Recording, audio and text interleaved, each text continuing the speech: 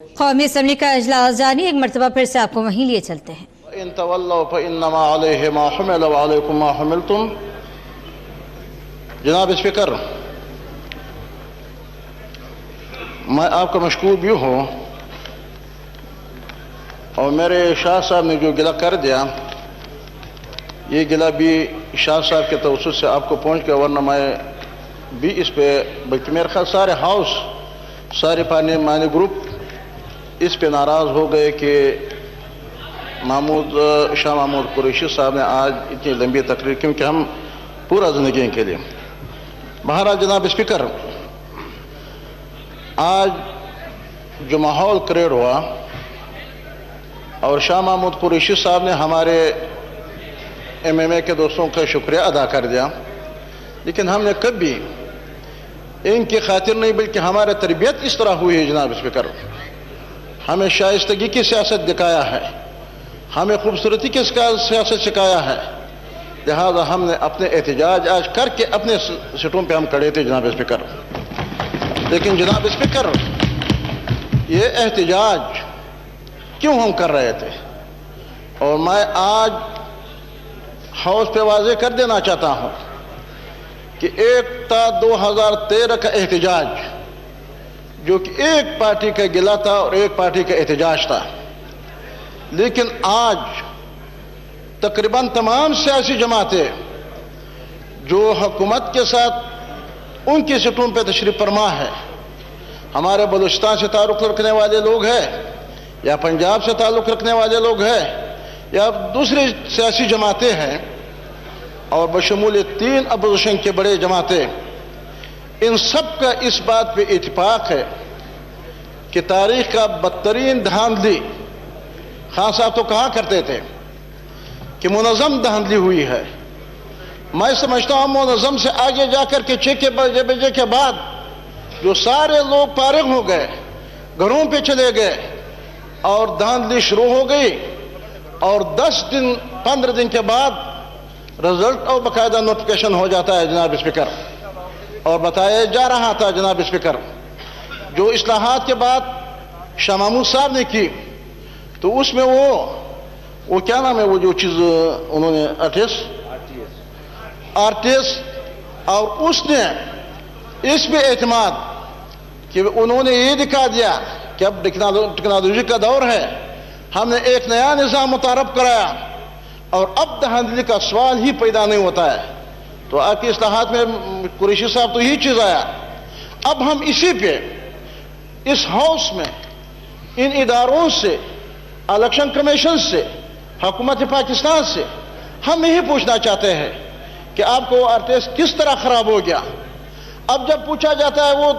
سب کہتے ہیں کہ RTS خراب ہو گیا، ناکارہ ہو گیا، لیکن جب الیکشن کمیشن سے پوچھتا ہے تو کہتے ہیں کہ یہ نادرا کا کام ہے۔ جب نادرا والوں سے پوچھتا ہے، وہ کہتے ہیں کہ الیکشن کمیشن کا کام ہے۔ جب عدالت کے پاس جاتے ہیں تو کہتے ہیں کہ الیکشن کمیشن کا مسئلہ ہے۔ تو اب ہم کدھر جائیں؟ اور اگر ہم اس کی نہ پوچھا جائے تو جناب اسپیکر، پھر اس الیکشن کو ماننے کے لیے کس طرح تیار ہو جاتا ہے؟ میں تو ان دوستوں سے بھی گزارش کرتا ہوں کہ اس کا حق نہ صرف ہم اپوزیشن والے، بلکہ پورے پاکستان کے عوام، پورا پارلیمانی نظام یہ حق رکھتے ہیں کہ الیکشن کمیشن سے پوچھا جائے کہ آپ کے یہ نظام کس طرح خراب ہو گیا۔ کیا اس طرح تو نہیں ہے کہ ایک جماعت کو جتوانے کے لیے آپ نے اس سسٹم کو ختم کر کے اور اپنے پرانے اس نظام پہ چلے گئے، لیکن وہ پرانا راستہ بھی تم نے چھوڑ دیا، نیا راستہ بھی کارآمد نہیں ہو گیا، تو اس درمیان میں آپ نے اپنا کام کر دیا۔ تو جناب اسپیکر، ہم اس ہاؤس میں اس کی شدید مذمت اور مطالبہ کرتے ہیں۔ ہم مطالبہ کرتے ہیں جناب اسپیکر کہ الیکشن کمیشن آف پاکستان صاف اور شفاف الیکشن میں ناکام ہو گئے، لہذا الیکشن کمیشن کے وہ مستعفی ہو جائے، نیا الیکشن کمیشن تشکیل دیا جائے تمام سیاسی جماعتوں کی مشاورت سے، حکومت اور اپوزیشن کی مشاورت سے، اور اس کی نگرانی میں پھر اس تمام نظام کا جو الیکشن کے حوالے سے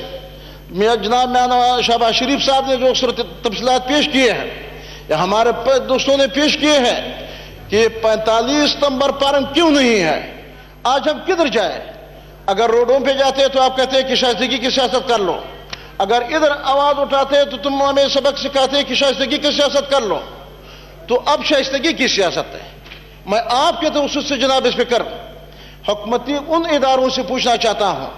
اور آج وزیر اعظم صاحب جو منتخب ہو گئے، اس وزیر اعظم صاحب کے سے پوچھنا چاہتا ہوں کہ آپ اپنے اداروں کو طلب کر کے کہ 45 فارم مہیا کرنا کیا یہ کینڈیڈیٹ کا کام ہے یا یہ الیکشن کمیشن کا کام ہے؟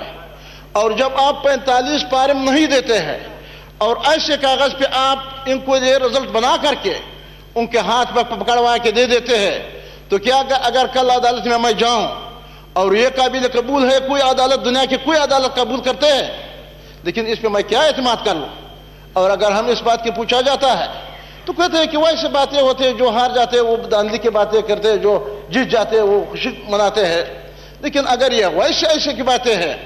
میں سمجھتا ہوں کہ میں تحریک انصاف کے دوستوں سے یہی ریکویسٹ کرتا ہوں کہ اگر آپ لوگوں نے بھی اپوزیشن کی یہ بات، جو آج اپوزیشن یہ تمام دستاویزات آپ کے سامنے پیش کر رہے ہیں اور آپ کو خود بھی معلوم ہے، اگر آپ نے نظر انداز کر دیا، میں سمجھتا ہوں کہ اگر آج آپ ہاؤس میں کہتے ہیں، اگر آج عمران خان صاحب کہتے ہیں کہ میرے 4 حلقوں کے بعد انہوں نے نہیں مانی، میں نے تو صرف 4 حلقوں کی بات کی، اور میں سمجھتا ہوں شاید آج اس بات پہ مسلم لیگ کے دوست بھی اس پہ ناراض پشیمان ہو کہ کیوں ہم نے 4 حلقے نہیں کھول دیے. اگر ہم اس وقت کھول دیتے تھے تو شاید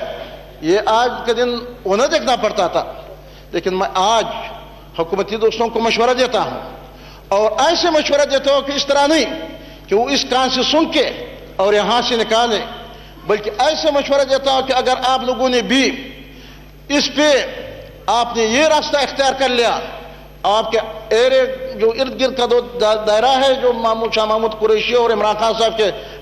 ارد گرد کہ چھوڑو یہ اپوزیشن کی باتیں ہیں، میں سمجھتا ہوں کہ یہ دیر تک نہیں چل سکتے جناب اسپیکر. اور جناب اسپیکر، اس موقع پہ جو وزیر اعظم کا انتخاب کا موقع ہے، اور اب وزیر اعظم صاحب تو ہے نہیں، لیکن میں سمجھتا ہوں کہ آج وزیر اعظم صاحب پہ ایک بہت بڑی ذمہ داری آیا، اور ہم وزیر اعظم صاحب سے کوئی اضافی چیز نہیں مانگتے، نہ ہمارے کوئی ڈیمانڈ ہے. ہمارے ڈیمانڈ صرف یہ ہے کہ ہمارے اور آپ کا جو حد مشترک ہے، ہمارے اور آپ کا جو تعلق ہے، یہ آئین پاکستان ہے، ایک جمہوریت ہے، اور اس آئین کے ہم مطالبہ کرتے ہیں، اور اس آئین پہ آپ نے عمل درآمد کرانا ہے. جناب اسپیکر، آئین پاکستان میں شق نمبر 2 اور اس کا تقاضا یہ ہے کہ پاکستان کا مملکتی مذہب اسلام ہوگا، اور پاکستان بغیر مذہب نہیں ہے. لیکن یہ ہم جو مذہب بیزاری کی باتیں کرتے ہیں، ہم جو کہتے ہیں کہ یہ اسلام کی بات کر کے تو ہم بین الاقوامی دنیا کے سامنے مذہب کی باتیں کر کے، تو کیا ہم نئے دنیا میں کس طرح چل سکتے ہیں جب ہمارے آئین کا تقاضا ہے؟ اور نہ صرف آئین اس لیے بنا ہوا ہے کہ آئین ویسے، بلکہ یہ ان قربانیوں کے نتیجے میں بنا ہے جو لاکھوں انسانوں نے قربانیاں دے کر کے اسلام کے عادلانہ نظام نافذ کرنے کے لیے. تو ہم حکومت سے، ہم وزیر اعظم صاحب سے اس ہاؤس میں آئندہ ہم یہی تقاضا کرتے ہیں، اور یہ ان کی ذمہ داری ہے. اس آئین میں ایک شق ہے کہ پاکستان اسلامی جمہوریہ پاکستان کے اندر وہ قانون سازی نہیں ہوگی جو قرآن و سنت سے متصادم ہو. لہذا ہم یہی چاہتے ہیں. مولانا عبدالواسع اسمبلی میں اظہار خیال کر رہے ہیں. انہوں نے کہا کہ میرا گلہ خورشید شاہ کے ذریعے آپ تک پہنچ چکا ہے. مولانا عبدالواسع نے یہ بھی کہا کہ RTS کا نظام متعارف کروایا گیا، کہا گیا کہ دھاندلی کا کوئی امکان نہیں. Election commission Nadira election commission پر، عدالت الیکشن پر ذمہ داری ڈال کر بر ذمہ ہو جاتی. ہم کہاں جائیں سمجھ نہیں آتی.